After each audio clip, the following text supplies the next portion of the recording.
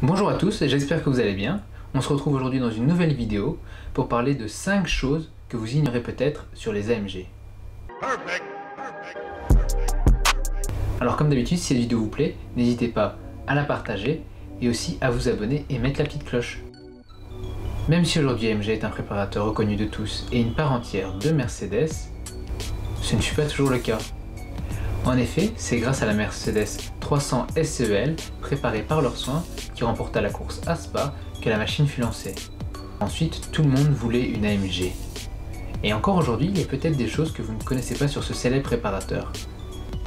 AMG fut conçu par deux associés qui travaillaient auparavant chez Mercedes, Aufrecht et Melchior, et ils travaillaient dans une petite grange familiale à Großaspach, d'où le nom AMG. Ils n'ont pas cherché très loin en fait, c'est A pour Aufrecht, M pour Melchior et G pour Großaspach. Alors la deuxième chose qu'il faut savoir, c'est qu'ils étaient indépendants et donc n'avaient pas d'exclusivité à travailler avec Mercedes, même si cette marque leur était chère. Ils ont donc préparé deux Mitsubishi, la Debonair en 86 avec un kit de carrosserie AMG, et c'est tout en fait, elle avait rien d'autre, c'était juste ça AMG. Et en 89, la Mitsubishi Galant AMG, qui pour le coup a reçu une vraie préparation elle. Un kit de carrosserie, oui, mais aussi des jantes, une prépa moteur, 170 chevaux et 191 Nm contre seulement 140 chevaux d'origine. D'ailleurs, en parlant du moteur, c'est un 4G63. Ça vous dit quelque chose? C'est normal, c'est le moteur de la Lancer Evolution. Sauf que là, c'est la version atmosphérique. En fait, on peut même dire que cette Galant AMG, c'était une Evo avant l'Evo. Sauf qu'en fait, c'était une traction. Mais voilà, ça a donné des idées à Mitsubishi en tout cas.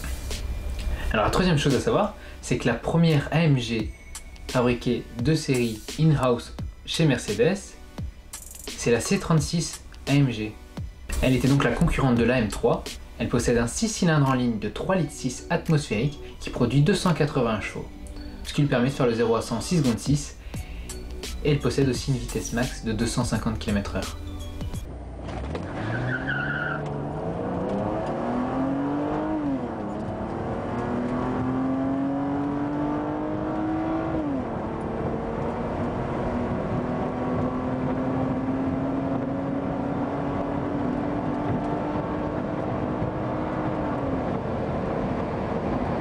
La quatrième chose à savoir, c'est qu'AMG a préparé pas mal de Mercedes.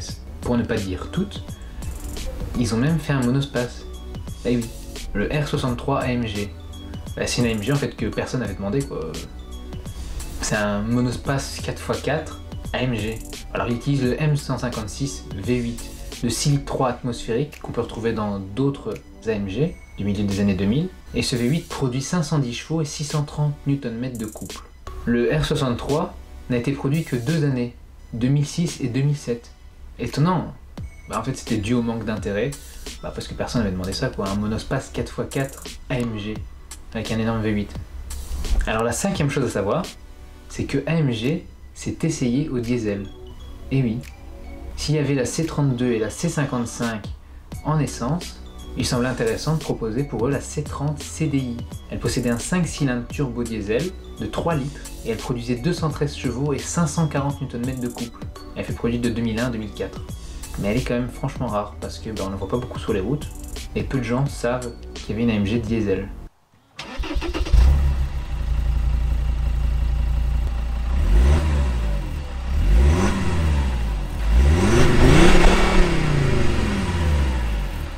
J'espère que cette vidéo vous aura appris des choses. Si c'est le cas, n'hésitez pas à mettre un pouce bleu et dites-moi dans les commentaires ce que vous saviez déjà et ce que vous avez appris. Alors si ce contenu vous plaît, n'hésitez pas à vous abonner et mettre la petite cloche parce qu'il y en a encore plein qui arrivent vers vous. Et je vous dis à la prochaine.